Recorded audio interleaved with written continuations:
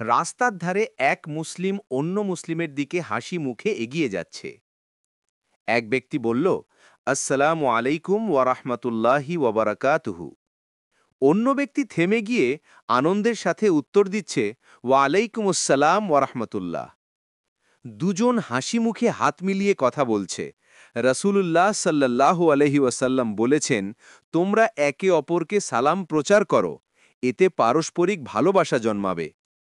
মসজিদ থেকে বের হয়ে লোকেরা একে অপরকে সালাম জানাচ্ছে। সালাম শুধু কথা নয়, এটা দোয়া, যাতে অন্যের জন্যে শান্তি আর রহমত কামনা করা হয়। দুজন মুসলিমের দেখা হলো, সালাম বিনিময় করল, মুখে প্রশান্তি।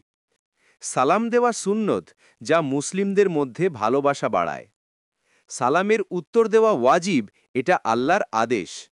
চলুন আমরা সালামের এই সুন্নতকে জীবন্ত রাখি এবং এর উত্তরের ওয়াজিব পালন করি।